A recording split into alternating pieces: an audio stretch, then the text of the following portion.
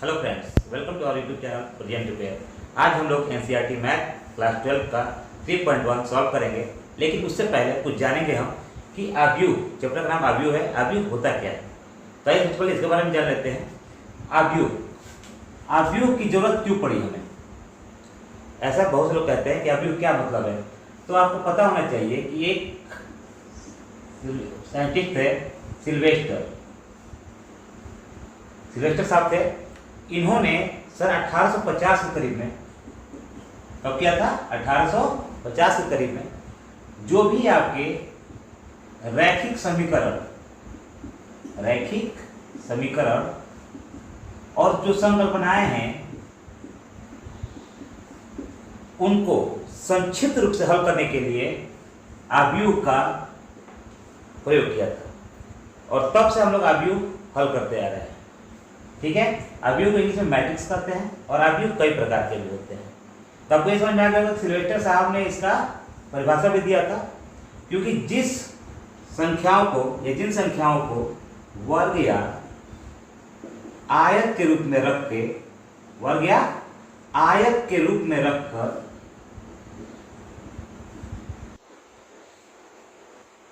जोड़ या गुणा करके मान निकाला जा सके, जोड़ या गुणा करके मान निकाला जा सके, उसे आव्यूह कहते हैं। और आव्यूह के प्रकार भी होते हैं। तो ये देख लेते हैं कौन कौन से प्रकार होते हैं। पंक्ति आव्यूह, तो देखिए सबसे पहले वो सब जानने के लिए आपको एक चीज और जानना जरूरी है। जैसे मान लीजिए कि उन्होंने कहा कि वर्ग या आयत रूप में हम रखते हैं, तो इसमें पंक्ति भी होती है और स्तंभ भी होता है।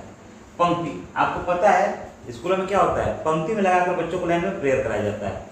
तो पंक्ति जो इस प्रकार की, जो ऐसे बच्चे जो होंगे वो सब लाइन में है, तो इसे हम कहेंगे पंक्ति या रो या पंक्ति।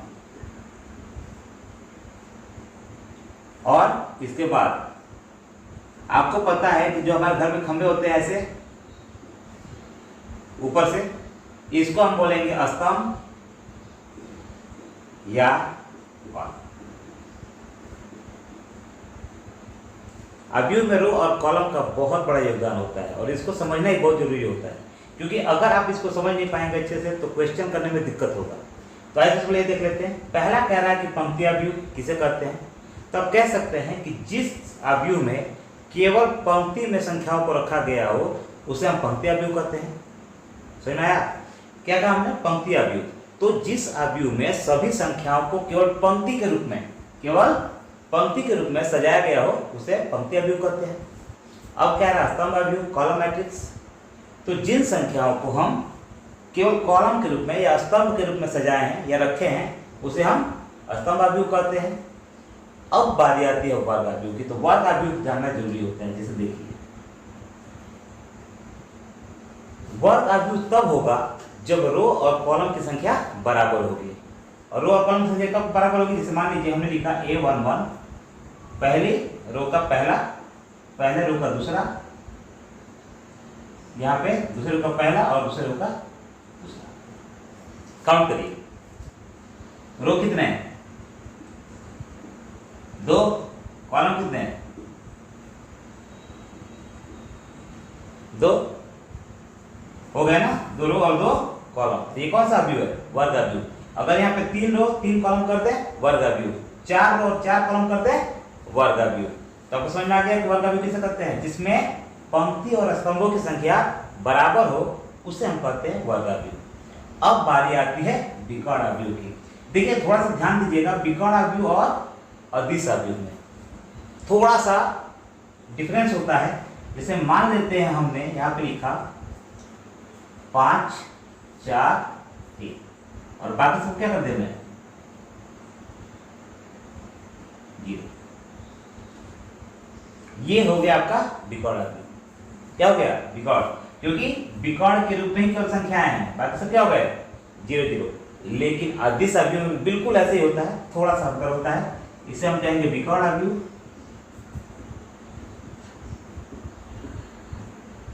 देखिए विकर्ण आव्यूह हो गया। अब अदिश आव्यूह में क्या होता है? जैसे मान लीजिए √3 √3 और √3 0 0 0 0 0 और 0। एक ही संख्या है, ध्यान रखिएगा, केवल एक ही संख्या दिया गया है, बाकी सब संख्या क्या है, 0 है। जबकि विकर्ण में क्या था, संख्या कोई भी हो, बाकी सब क्या होना चाहिए, 0। फर्क बस इतना ही याद रखिएगा कि संख्या क्या होनी चाहिए, सेम होनी चाहिए। अब आता है तत्समक अवयव। तत्समक अवयव को हम कहते हैं आइडेंटिटी मैट्रिक्स, और इसका बहुत ही इंपॉर्टेंट रोल है। ये सब आए ना आए कोई फर्क नहीं पड़ता, लेकिन ये तो आएगा ही, क्योंकि इसी के सारे आपको क्वेश्चन सॉल्व करना है। देखिए तत्समक अवयव, जैसे 1 1, इसके डायगोनल फॉर्म में विकर्ण के रूप में केवल 1 1 होना चाहिए, और उसके अलावा बाकी सब क्या होना चाहिए, 0। इसे हम क्या कहते हैं, तत्समक अवयव। और शून्य अवयव, ये तो आपको नाम से ही पता चल गया होगा कि जिसके सभी एलिमेंट क्या हो, 0 0 हो, उसे हम कहते हैं शून्य अवयव। एक बार फिर से देख लीजिएगा, पंक्ति अवयव किसे कहते हैं, तो जिस अवयव में केवल पंक्तियों में ही संख्याओं को सजाया गया हो या रखा गया हो, पंक्ति अवयव, स्तंभ अवयव। जिस अवयव में सभी संख्याओं को केवल स्तंभ में रखा गया हो, उसे हम स्तंभ अवयव कहते हैं। वर्ग अवयव, तो जिन संख्याओं को या जिन अवयव में वर्ग और पंक्तियों की संख्या बराबर है, उसी को हम कहते हैं वर्ग अवयव। ऐसा नहीं होगा कि इसमें 2 कर दो, इसको 3 कर दो, वो वर्ग अवयव नहीं होगा। तो वर्ग अवयव क्या कहेंगे, जिसमें पंक्तियों की संख्या और कॉलम की संख्या एक दूसरे के बराबर हो, उसे हम कहते हैं वर्ग अवयव। और उसके बाद आता है विकर्ण अवयव। विकर्ण अवयव मैंने बताया आपको, बीच में कोई भी संख्या हो सकती है, बाकी सब 0 होंगे, उसे हम कहते हैं विकर्ण अवयव। जबकि अदिश में क्या होता है, विकर्ण वाली जो संख्या होती है वो केवल एक ही संख्या होनी चाहिए, बाकी सब 0। और उसके बाद आता है तत्समक, तो इसमें 1 1 होना चाहिए, बाकी सब एलिमेंट्स आपको क्या होने चाहिए, 0। और शून्य अवयव में सब के सब होने चाहिए आपको 0। तो आइए शुरू करते हैं 3.1 एक्सरसाइज। देखते हैं पहला क्वेश्चन। देखिए पहला क्वेश्चन दिया है आपके सामने, a = ये आपका क्वेश्चन है, कह रहे हैं ज्ञात कीजिए। पहला क्वेश्चन है अवयव की कोटि, और आपको ये जानना जरूरी है कि कोटि कैसे निकालते हैं। देखिए कोटि का बहुत इजी फार्मूला होता है। जैसे आपसे इसने पूछा अवयव की कोटि, अवयव की कोटि, अवयव की कोटि में होता है पंक्ति की संख्या पहले लिखते हैं, उसके बाद लिखते हैं स्तंभ की संख्या।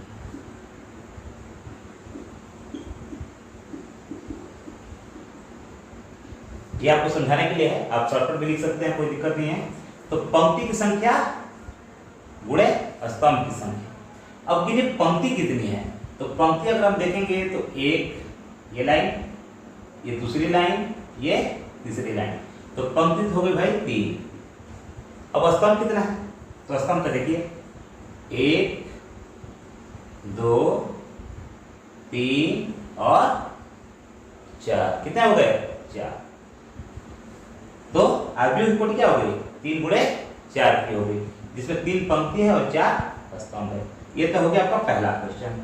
देखिए दूसरा, इसमें पूछा अवयव की संख्या, अवयव की संख्या पूछा है।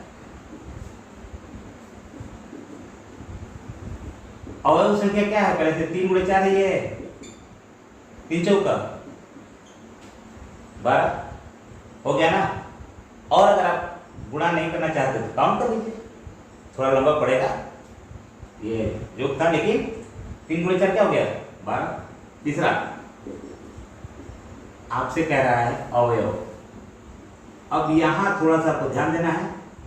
अवयव आपसे पूछा गया a13 बराबर क्या होगा, a21 = क्या होगा, उसको अध्ययन कर लेते हैं।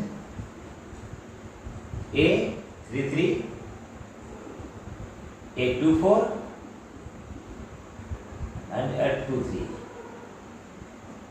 5 क्वेश्चन आपसे पूछे गए हैं और ये आपको बताना। देखिए मैंने अभी बताया आपको कि जो पहला होता है वो क्या होता है, पंक्ति की संख्या, और ये स्तंभ की संख्या। इसको आप आसान भाषा में ये कह सकते हैं कि पहली लाइन का तीसरा, क्या कह सकते हैं, पहली लाइन का तीसरा। देखिए काउंट करिए, पहली लाइन तो ये है, तो पहले का तीसरा 1 2 3 19 होगा। कितना होगा, पहली लाइन का तीसरा 19। अब दूसरी लाइन का पहला कर रहा है, दूसरी लाइन का पहला, तो दूसरी लाइन का पहला 35, उसके बाद आपसे कह रहा है तीसरी लाइन का तीसरा, 1 2 3 -5। दूसरी लाइन का चौथा क्या होगा, 1 2 3 4 12 और दूसरी लाइन का तीसरा 1 2 3 5/2। एक बार और देख लीजिएगा, आपको समझ नहीं आया तो आपसे सबसे पहले उसने पूछा था अवयव की कोटि बताइए। तो अवयव की कोटि बराबर क्या होता है, पंक्ति की संख्या गुणे स्तंभ की संख्या। पंक्ति कितनी है 3, स्तंभ कितना था 4, लिख दिया हमने, कोटि होगी। अब उसने पूछा अवयव की संख्या क्या होगी, तो 3 × 4 12। उसके बाद उसने पूछा कि अवयव 1 3 2 1 3 3 2 4 एंड 2 3 की वैल्यू क्या होगी। हमने लिखा अवयव 1 3 का वैल्यू कितना हो जाएगा, पहले का तीसरा 19, दूसरी लाइन का पहला 35, तीसरी लाइन का तीसरा -5, दूसरी लाइन का चौथा 12 और दूसरी लाइन का तीसरा 5/2। आइए देखते हैं नेक्स्ट क्वेश्चन दूसरा। देखिए सेकंड क्वेश्चन से कह रहा है कि यदि किसी अवयव में 24 अवयव हैं तो इसकी संभव कोटियां क्या होंगी, और यदि इसमें 13 अवयव हैं तो कोटियां क्या होंगी। क्वेश्चन बहुत ही इजी है, बड़ा क्वेश्चन, इसमें देख के डरिएगा मत। आइए देखते हैं इसका सॉल्व करेंगे कैसे। अवयव कितने हैं, कह रहा है कि 24 है, अवयव 24 है। तो संभव कोटियां आपसे पूछ रहा है कि संभवतः कोटि कितनी होगी और कैसी कैसी होंगी। संभव कोटियां कितनी, दिमाग में एक बात को क्लियर करके रखिएगा कि अवयव जितना है दोनों को गुणा करने पे भी उतना ही आएगा। क्या करना है आपको, दोनों को गुणा करने पे भी आपको उतना ही आना चाहिए। देखिए 24 बोला है, ठीक है, ऐसा नहीं हो सकता कि हम एक लाइन में 24 को रख दें, एक ही लाइन में क्या करेंगे 24 को रख देंगे, या दो लाइन में हम रखेंगे 12 12 को, या ये भी हो सकता है कि 3 लाइन में हम रख दें 8 8। नोटिस कीजिएगा 24 है तो 24, 12 दूना 24, 3 8 24, 4 6 का 24। अब 5 को बड़ा जाता नहीं है, फिर 6 चौका 24, 3 का 24, 12 दूना 24 और 24 से कम 24। और तो कोई संख्या छुट्टी नहीं है। एक बार देख लीजिएगा आप लोग भी कि इन दोनों का गुणनफल जो है वो 24 ही आना चाहिए, तभी तो होंगे ना, क्योंकि टोटल अवयव बताया कि 24 है और उसको किस कोटि में आप रखना चाहेंगे। तो एक लाइन में 24 को रख दीजिए, या फिर 2 लाइन में 12 12 कर दीजिए, या 3 लाइन में 8 को कर दीजिए, या 4 लाइन में 6 6 करके सबका गुणनफल आप करके चेक कीजिएगा, 24 ही आना चाहिए। उसके बाद उसने आपसे पूछा है कि 13 अवयव है तो क्या करेंगे। देख लेते हैं इसको भी। अगर अवयव 13 तो संभवतः कोटियां कितनी हो जाएंगी, संभव कोटियां। फिर वही बात, या तो एक लाइन में 13 को लगा दो। अब देखिए कोई पहाड़ा नहीं, क्योंकि 13 आपका विषम संख्या है और अभाज्य भी कटेगा नहीं किसी से। तो उसके बाद देखिए 13 गुणे 1, या तो एक लाइन में 13 को बिछा दीजिए, या फिर 13 में 1 करके रख दीजिए। ये आपका आंसर हो गया। आगे देखते हैं नेक्स्ट क्वेश्चन। देखिए तीसरा नंबर क्वेश्चन आपसे कह रहा है यदि किसी अवयव में 18 अवयव हैं तो इसकी संभव कोटियां क्या होंगी, और यदि इसमें 5 अवयव हैं तो कोटियां क्या होंगी। अभी आपको मतलब बिल्कुल ऐसा ही सवाल उन्होंने किया है। अवयव कितना दे दिया 18, अवयव कितना है 18 है। अब आपसे पूछ रहा है कि संभव कोटियां कितनी होंगी, संभव कोटियां कितनी होंगी। अभी तुमने सीखा कि या तो एक लाइन में क्या लगा दीजिए, पूरे 18 लगा दीजिए, या फिर 2 लाइन में 9 9 कर दीजिए, 3 लाइन में 6 6 कर दीजिए, 4 को पढ़ा में 5 को पढ़ा में 18 आता नहीं है, छोड़ दीजिए उसको। फिर 6 गुणे 3, 9 गुणे 2, या फिर 18 गुणे 1। 18 कम 18, दोनों 18, 3 6 18, 6 3 18 और 9 2 18, 18 कम 18। ये आपका क्वेश्चन सॉल्व हो गया। उसका फिर से पूछा है कि अगर अवयव 5 है, अवयव 5 है तो संभवतः कोटियां कितनी होंगी।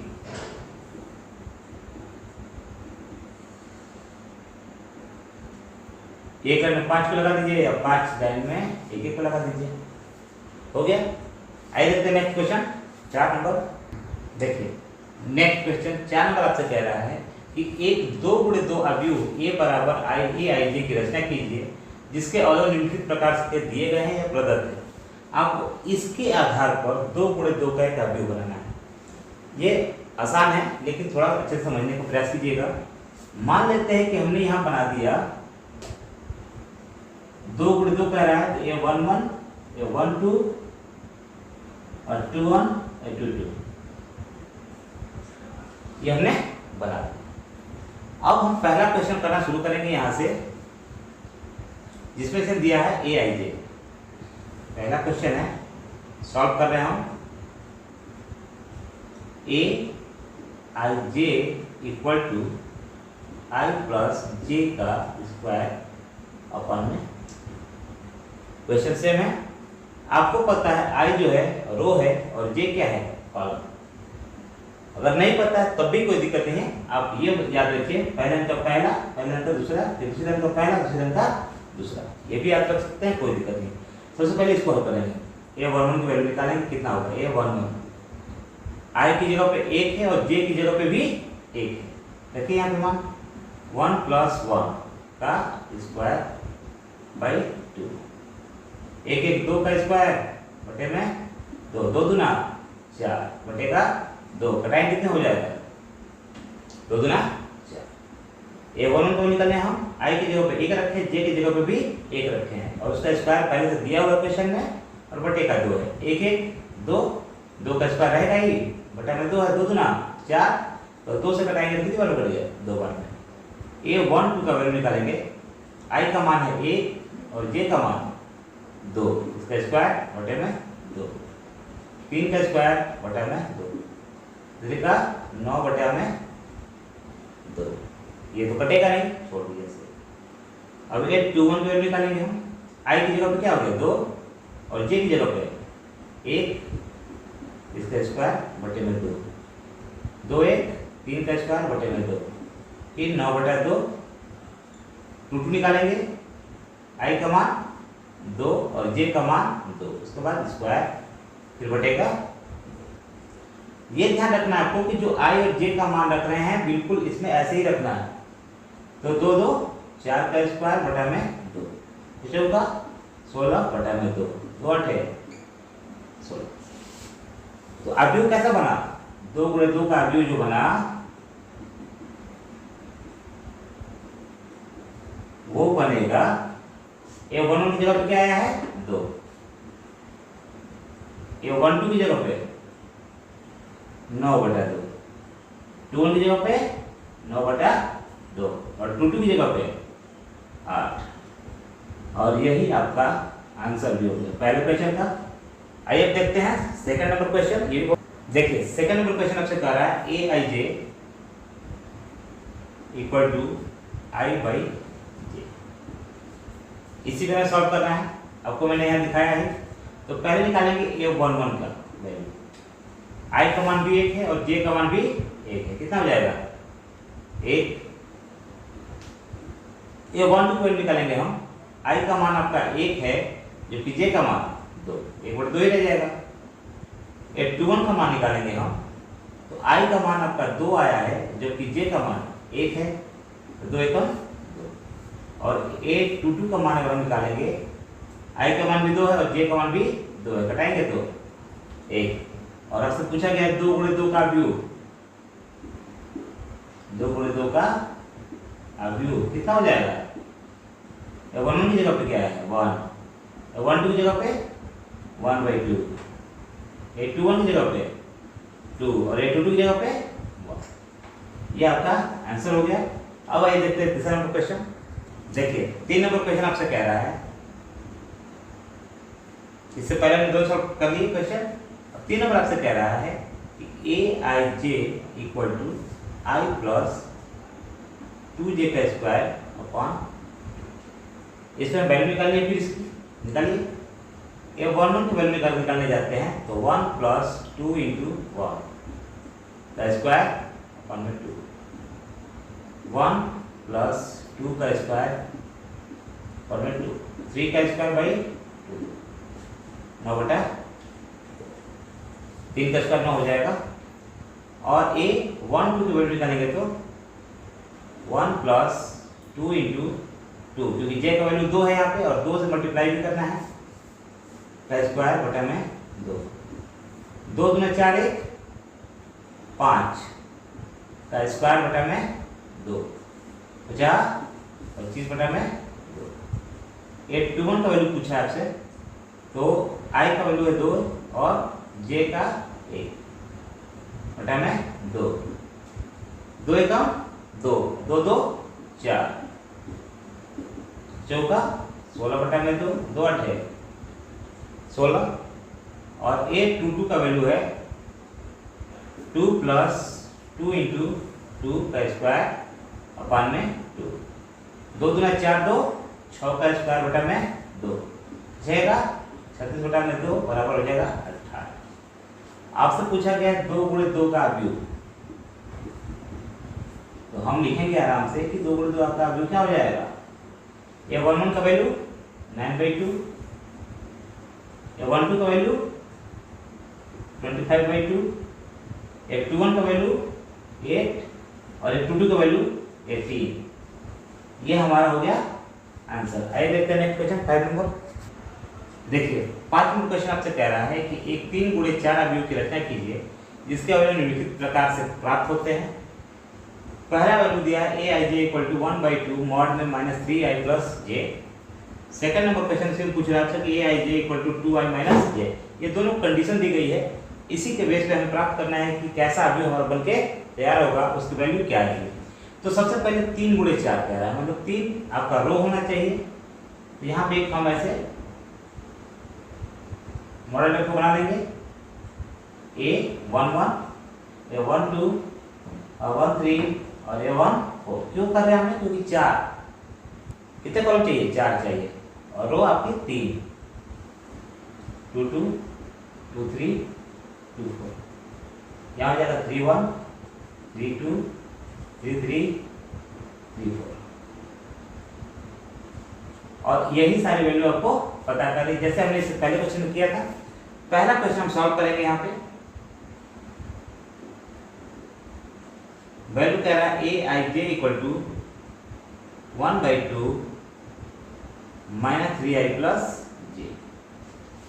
चलिए सॉल्व करते हैं। A11 उसमें क्या निकालेंगे, A11 1/2 -3 इंटू 1 प्लस 1 क्या हो जाएगा 1/2 फिर 3 प्लस 1। मॉड थोड़ा बड़ा कर लीजिए ताकि आपको समझ में आएगा। 1/2 और मॉड -2 बचेगा ना, तो -2 जो मॉड से बाहर आता है तो प्लस का हो जाता है। चलिए इसे बढ़ा दिया हमने, 1/2 मल्टीप्लाई बाई 2 इक्वल टू हो जाएगा 1। देख लीजिए -3 में हमने 1 से मल्टीप्लाई किया -3, उसके बाद -3 प्लस 1 करेंगे तो माइनस का 2 और मॉड में से जब इसकी वैल्यू बाहर आएगी, मतलब माइनस या प्लस जो भी वैल्यू बाहर आती है मॉड में से तो प्लस ही रहती है, चाहे कंडीशन कुछ भी हो। तो आपका 2 से 2 कैंसिल हो गया 1। अब आपका 1 2 निकालना है 1/2। अब थोड़ा सा हम यहाँ डायरेक्ट लिखने का प्रयास करेंगे। तो देखिए 3 में 1 से गुणा कराएंगे तो -3 होगा ही और प्लस का 2 हो जाएगा। 1/2 -3 में से 2 जाएगा -1, जो कि बाहर आएगा तो प्लस हो जाएगा इक्वल टू 1/2। A13 की वैल्यू निकालेंगे, 3 एकम 3 और यहाँ J की जगह पे भी 3 रख देंगे तो +3। देखिए -3 और +3 0, ये भी क्या हो जाएगा 0। आगे देखते हैं A14 का वैल्यू निकालेंगे हम लोग। यहाँ पे देखिए क्वेश्चन हमारा वही है 1/2। अब 3 में 1 से गुणा करेंगे फिर -3 और प्लस जे की जगह पे क्या रखेंगे 4 यहाँ पे है तो 4 कितना हो जाएगा, तो 1/2 मल्टीप्लाई बाई 1 इक्वल टू 1/2 ही हो जाएगा, क्योंकि 4 में 3 जाएगा 1 बचेगा। अब A21 का वैल्यू निकालेंगे हम, तो A1/2। अब थोड़ा यह ध्यान दीजिएगा, -3 में 2 से गुणा कराएंगे, -6, 3 दूना 6, और उसके बाद जे की वैल्यू क्या हो जाएगी 1, 6 में से गया -5, लेकिन मैंने आपको बता रखा है कि मॉड से जब भी इसका मान बाहर आएगा तो प्लस में आएगा, मतलब कितना हो जाएगा 5 इक्वल टू हो जाएगा 5 बटे में 2। 2 का मान निकालेंगे 1 बटे में 2, अब 3 दूना 6 और जे की जगह पे 2 रख देंगे, ये बचेगा -4 और -4 बाहर आएगा तो +4, 2 दूना 4, 2 बच गया। अब a 2 3 की वैल्यू निकालेंगे, 1/2, 3 दूना 6 और जे की जगह पर रखेंगे 3, बचेगा -3, लेकिन बाहर आकर के प्लस का 3 हो जाएगा, तो 3 बटा में 2। 2 4 का वैल्यू निकालेंगे, कितना हो जाएगा 1/2, 3 दूना 6 + 4, बचेगा -2, बाहर आकर फिर वही क्या हो जाएगा प्लस, 2 से 2 कट गया 1। ये 3 1 की वैल्यू निकालेंगे, 1/2, 3 3 जा 9 + 1, माइनस का 8 बचेगा और बाहर आके प्लस का 8 हो जाएगा, तो 1/2 गुणे 8, 2 चौका 8, 3 2 की वैल्यू निकालेंगे, 3 3 जा 9 + 2, -7 बाहर आकर के प्लस का 7, 7/2, ये 3 3 की वैल्यू निकाल लीजिए, 1/2, 3 3 जा 9 + 3, -6 बचेगा और बाहर आकर के प्लस का 2 3 जा 6, ये 3 4 की वैल्यू निकाल लीजिए, 1/2, 3 3 जा 9 + 4, 1/2, -5 बाहर आकर के प्लस का 5, तो 5/2, ये सारी वैल्यू हमारी आ गई है। अब इसको हमें यहाँ रख देना, तो 3 गुणे 4 के अवयव में रखने पर शुरू कीजिए। a11 का वैल्यू आ गया, a11 1 आया है, 12 का वैल्यू 1/2, उसके बाद 13 का वैल्यू 0, 14 का वैल्यू 1/2, 21 का वैल्यू आया है 5/2, 22 का वैल्यू आया है 2, 23 का वैल्यू 3/2, 24 का वैल्यू है 1, 31 की वैल्यू है 4, 32 की वैल्यू है 7/2, उसके बाद 3, उसके बाद 5/2, तो यही आपका आंसर हो जाएगा। एक बार ध्यान से इसको देखिएगा, समझ में बिल्कुल आ जाएगा। आइए देखते हैं नेक्स्ट क्वेश्चन, सेकंड नंबर। देखिए अब सेकंड नंबर क्वेश्चन करेंगे हम, सॉल्व लिख देते हैं यहाँ पे। Second number aij equal to कह रहा है 2i - j। सबसे पहले ये 1 का निकालेंगे वैल्यू हम, 2 एकम 2 और j का मान 1, कितना हो जाएगा 1।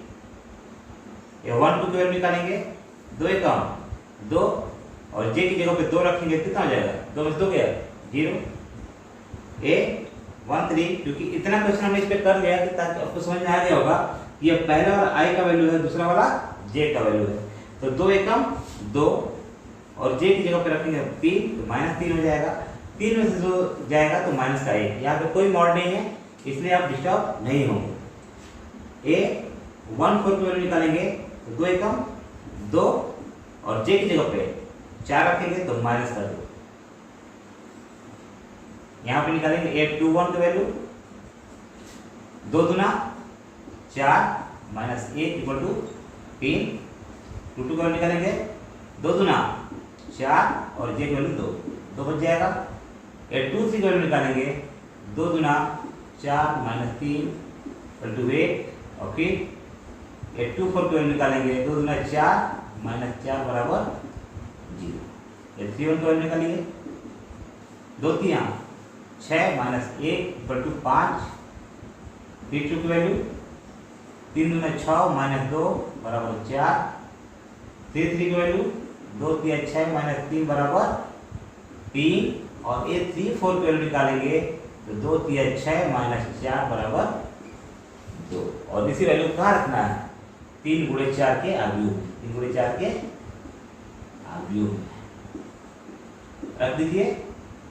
ये 1 1 की वैल्यू 8 0 माइनस 1 माइनस 2, फिर 2 1 की वैल्यू 3 2 1 एंड 0, फिर 5 4 3 एंड 2। यही हमारा क्या हो जाएगा आंसर। यहाँ पे चाहे तो लिख सकते हैं 3 गुणे 4, क्योंकि हमने पहले से ऊपर लिख रखा है, कोई दिक्कत नहीं होगी। ठीक है, आइए देखते हैं नेक्स्ट क्वेश्चन। देखिए 6 नंबर क्वेश्चन आपसे कह रहा है कि x y तथा z का मान ज्ञात कीजिए। बहुत इजी क्वेश्चन है, मजा भी आएगा। देखिए पहला क्वेश्चन है तो यहाँ पे कह रहा है कि 4 3 x 5 y z 1 5। तो पहला क्वेश्चन ये, दूसरा क्वेश्चन और ये तीसरा क्वेश्चन है। जब 6 नंबर क्वेश्चन में 3 क्वेश्चन उसने पूछ रखे हैं। आइए देखते हैं।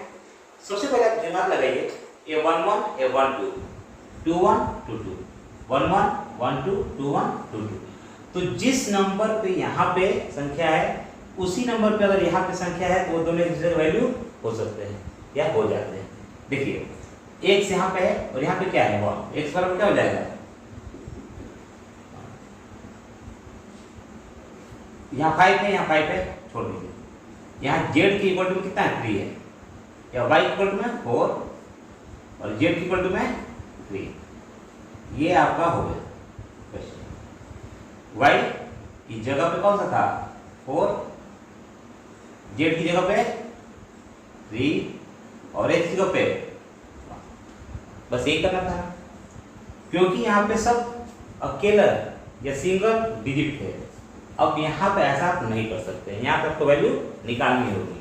आइए देख लेते हैं इसको भी। यहाँ से इसका तो सॉल्व हो गया, x equal to 1 y equal to 4 और z इक्वल टू 3। यहाँ पे देखते हैं, यहाँ पे दे रखा उसने x plus y equal to 6 और 5 प्लस z इक्वल टू 5 और x equal y equal to दिया उसने 8, क्योंकि x वाली जगह पे क्या है इधर 8 है, इसकी जगह पे 5 है और इसकी जगह पे क्या था 6 और 2 ये और 2 है तो इससे कोई लेना देना हमें। अब देखिए कि अगर हम इसको z इक्वल टू करते हैं तो 5 माइनस 5 इक्वल टू 0, z की वैल्यू आ गई 0, वो तो वैसे ही खत्म किया।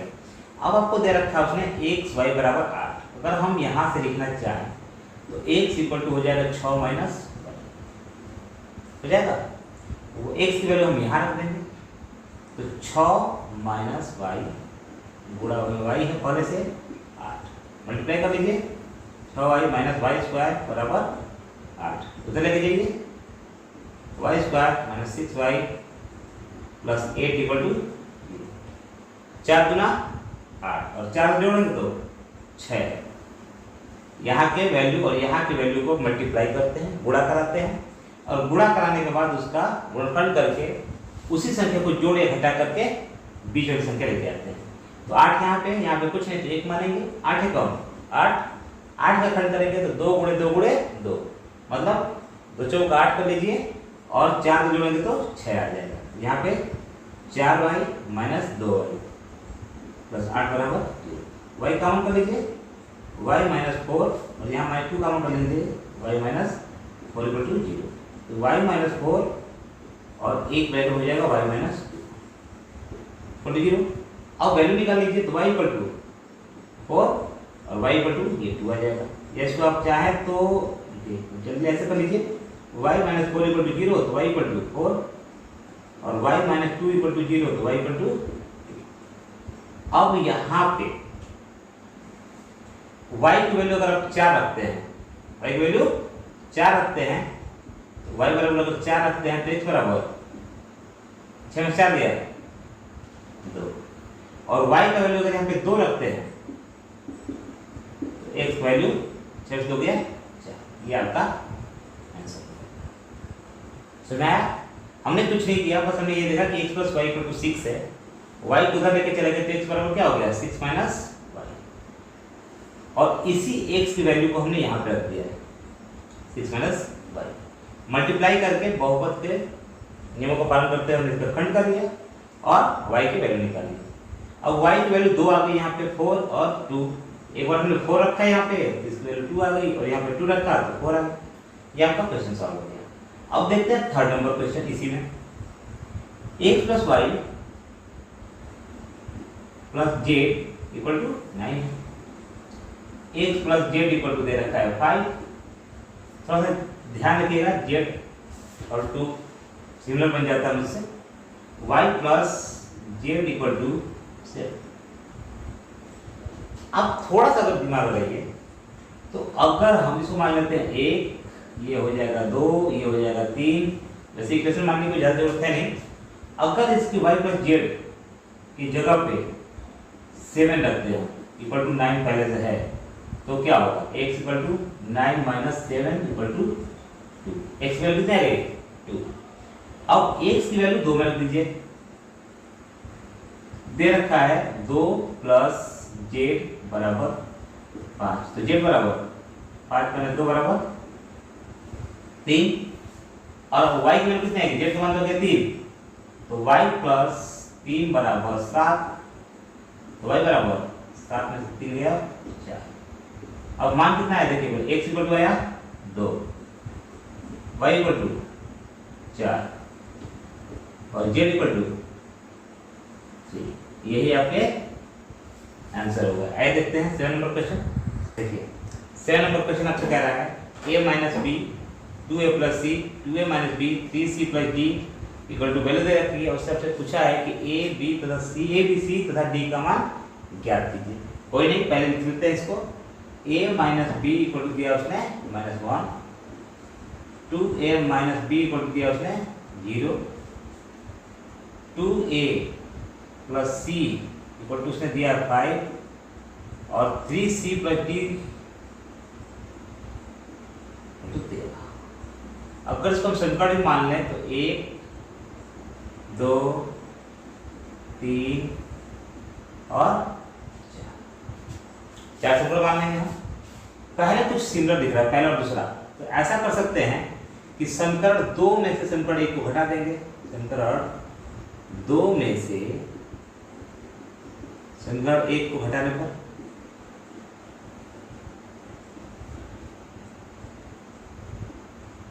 क्या हो जाएगा, 2a minus b equal to 0 और a minus b equal to -1। घटा दीजिए, 2a minus b equal to 0 और a minus b equal to 1 था पहले से। और जब भी हम घटाते हैं तो नीचे का जो सिंबल होता है, चिन्ह होता है, वो बदल जाता है। यहाँ प्लस था तो माइनस, माइनस था तो प्लस, प्लस था तो सॉरी यहाँ पर माइनस है ना, तो माइनस यहाँ हो जाएगा प्लस।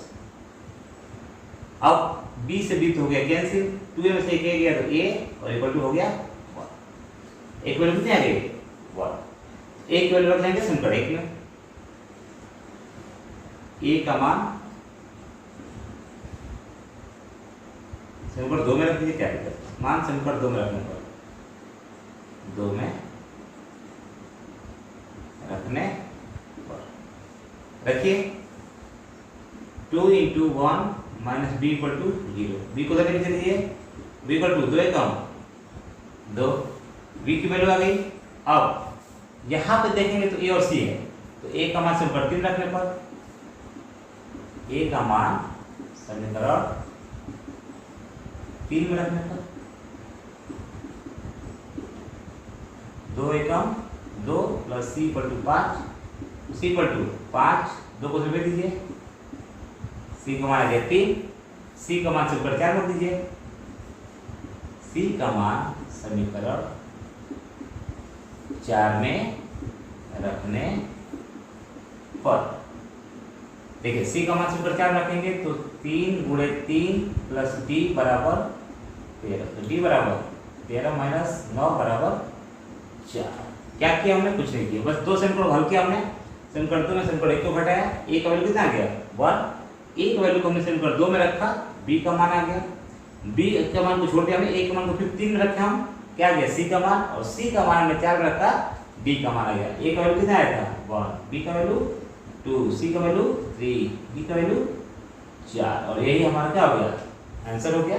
ऐसे नेक्स्ट क्वेश्चन देखिए, 8 नंबर क्वेश्चन आपसे कह रहा है कि का व्यू है ए आई जे करके जो m × n के कोटि की है, कह रहा है कि वर्ग व्यू है यदि, अब ध्यान दीजिए यहाँ पे कंडीशन से लगाया है, कह रहा है कि m अगर n से छोटा है, m n से बड़ा है, m n के बराबर है या इनमें से कोई नहीं। ये आपका ऑप्शन क्वेश्चन है। अभी मैंने आपको बताया था थोड़ी देर पहले कि वर्ग अवयव तब होता है जब पंक्ति की संख्या स्तंभ की संख्या के बराबर होती है, या number of row number of column के बराबर होगा, तब जाकर के वर्ग अवयव बनता है। तो जब दोनों बराबर होगा तभी ना, मतलब कि m की वैल्यू n की वैल्यू के बराबर होगी तभी तो वर्ग अवयव बनेगा। तो हमारा सी नंबर ऑप्शन क्या होगा, बिल्कुल सही होगा। आप लिख भी सकते हैं इसको कि यदि स्तंभों की संख्या पंक्तियों की संख्या के बराबर हो तब जाकर एक वर्ग अवयव बनता है। ठीक है, ये आपका ऑप्शन सही है। आइए देखते हैं 9 नंबर क्वेश्चन। देखिए 9 नंबर क्वेश्चन आपसे कह रहा है कि x तथा y के प्रदत्त किन मानों के लिए अवयव के निम्नलिखित युग्म समान है। दो दे रखे हैं। पहला बोला है x इक्वल टू, अब ऑप्शन है, पहले इसको सॉल्व करते हैं, देखते हैं किस ऑप्शन से हमारा मैच करता है।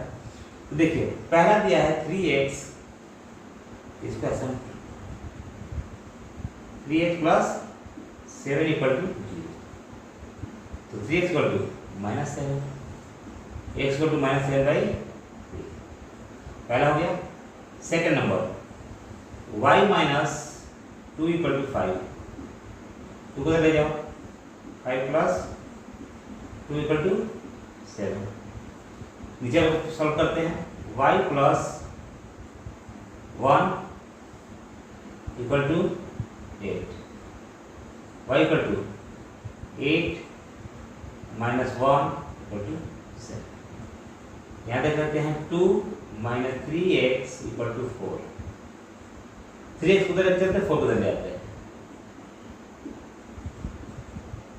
-2 और एक 3 आ जाएगा डिवाइड, x इक्वल टू -2। अब ध्यान दीजिए यहाँ x की वैल्यू दे रहा है जो -7/3 और यहाँ x की वैल्यू दे रहा है -2/3, ये दोनों आपस में मैच नहीं कर रहे हैं। चलिए ये तो अलग बात है। यहाँ पे y इक्वल टू दिया है आपका 7 और यहाँ भी आपको y इक्वल टू है 7, कोई दिक्कत नहीं है, मैच करते हैं। y इक्वल टू 7 यहाँ पे है, लेकिन x इक्वल टू -1/3 दिया, कहीं है इसमें नहीं, ये तो होगा ही नहीं। y इक्वल टू 7 है, x इक्वल टू -2/3 है, लेकिन 7/3 है नहीं। यहाँ पे फिर वही, मतलब ये ज्ञात करना संभव नहीं होगा। अगर जैसे y बराबर आया है, अगर x के दोनों मान भी आपस में बराबर आए होते तो हम पता कर सकते थे ये बराबर होगा, लेकिन x का मान क्या है, बराबर नहीं आया है, इसलिए इसको ज्ञात करना संभव नहीं। आइए देखते हैं आखिरी क्वेश्चन 10 नंबर। 10 नंबर क्वेश्चन आपसे कह रहा है कि 3 × 3 कोटि की एक ऐसे अवयव की कुल कितनी संख्या होगी जिसकी प्रत्येक प्रविष्टि 0 या 1। सबसे पहले चीज आपको ध्यान देना है, ऑप्शन 4 दे रखे हैं, 27, 18, 81 और 512। इसको छोड़ दीजिए, अभी आते हैं क्वेश्चन पे। इसको अगर हम सॉल्व करने चलते हैं तो देखिए ध्यान से, आप पहले ये देखिए कि संख्या कितनी बोल रहा है। तो एक बोल रहा है 0 और एक बोल रहा है 1, मतलब एक ये हो गया और एक ये हो गया, दो संख्या हो गई, संख्या 2 हो गई। कितने कोटि की बोल रहा है, 3 × 3, तो 3 में 3 से गुणा करें कितना हो जाएगा, 2 3 का 9। तो जितना भी हम 3 × 4 देते हैं तो हम 12 कर देते हैं, ठीक है। तो यहाँ पे उसने कहा 3 × 3 तो 3 का 9, 0 और 1 दो संख्या है, इसमें हमने क्या कर दिया 9। अब इसको मल्टीप्लाई कर लीजिए, 2 × 2 × 3 4 5 6 7 8 और 1 2 3 4 5 6 7 8 9, और इसको मल्टीप्लाई करेंगे तो 2 4 3 8 3 16 32 64 28 256 512, ये आपका आंसर है। कौन सा ऑप्शन सही है, तो डी आपका ऑप्शन सही है। अगर आपको कहीं पे कोई दिक्कत होगा तब कमेंट करके जरूर पूछिएगा, हम जरूर बताएंगे आपको। और मिलते हैं फिर नेक्स्ट एक्सरसाइज में, इक्वल टू में। धन्यवाद।